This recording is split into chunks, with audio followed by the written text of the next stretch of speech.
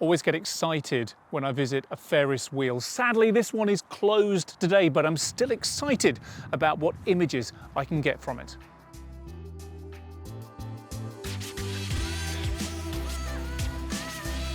First of all, let's get a shot where we can get all of the Ferris wheel in at once, and it's all right. Obviously got a bit of the boarding around the bottom here, but that's fine.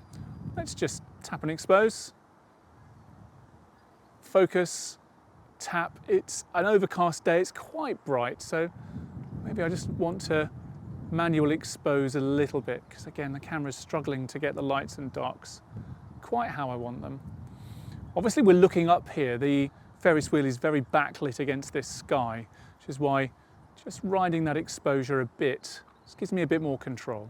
All right, that sort of works, but what I'm going to try is punching in a little bit. I've got a 2x zoom on this camera and see if we can focus on a bit of detail instead, and if that's a bit more of an interesting shot. I don't fit all of the Ferris wheel in, but I am going to focus on a bit of detail. Let's say up here. Got these pleasing loops now. The straight lines are less impactful in this shot, and instead we can see the individual cars and the big loop, which I think will be interesting. So we can be a little bit loose with our verticals and horizontals here, and I think that works quite nicely.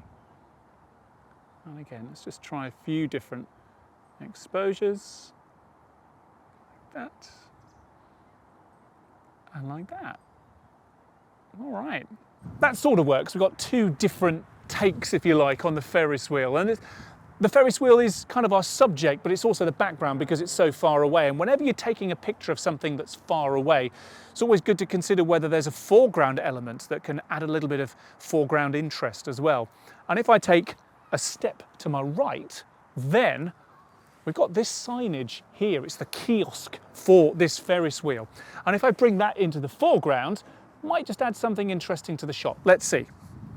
Now with this framing, what I've done is still focusing on the detail of the Ferris wheel, the lovely curve there.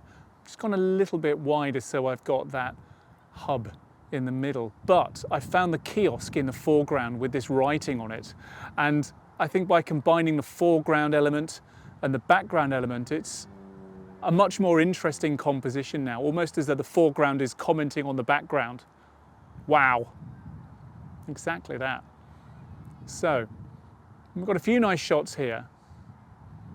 Again, there's a lot going on in this image and I don't want to crop anything, so I'm just making sure I've got the top, I've got the left-hand side, and I've got the bottom.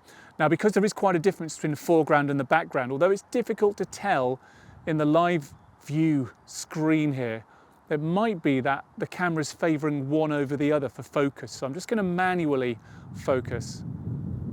Tap and hold just there. AF, auto exposure, auto focus locked.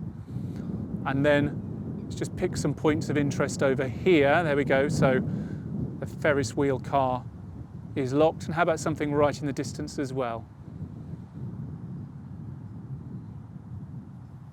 Now again, because it's this backlit light sky, the foreground is kind of a bit shadowy there. So to fix that, I'm just going to hold and just manually bring the exposure up a little bit. It does blow the sky out, but we get a lot more interesting detail on the Ferris wheel in the foreground. All right, I think we've got a few options there. Let's see which one comes out the best. In the shots of this Ferris wheel, you might be forgiven for thinking I'm shooting in monochrome mode, were it not here for the parched grass and the path beneath it. But otherwise, with this, we've managed to get the entirety of the Ferris wheel in shot without too much distraction background. However, the Ferris wheel itself is actually quite distracting. There's a lot going on in there, a lot of straight lines, a lot of circular lines. I'm not really sure where to focus as a viewer. As a shot that shows what the Ferris wheel looks like, it succeeds, but in terms of telling that Ferris wheel story, it is visuals in an interesting way, I don't really think it works for me. With this shot, I just focused on one area of it. I've got a quarter, maybe a third of the Ferris wheel. the top section of it. And as I saw through the viewfinder, we've got this lovely swooping line going from the right through the top down to the center, and another line with it. We've got these cars. It's almost like you can peer into the cars. You want to see who's inside. And then we've got these straight lines, the spokes going back to this hub that's just out of vision there. Again, this is not a black and white image, but it does have that drama, that atmosphere. If you'd have told me this picture was taken in the 1950s or the 1960s, I would believe you. But no, I took it just now and I really like it.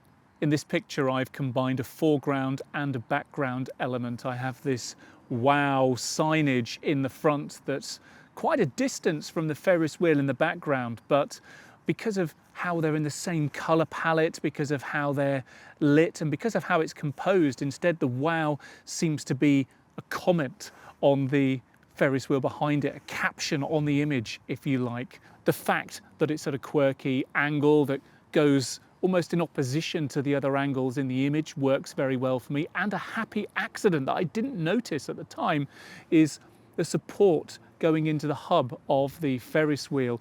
It looks as though it's coming straight out of the far upright of the W, and the same with that other upright next to it.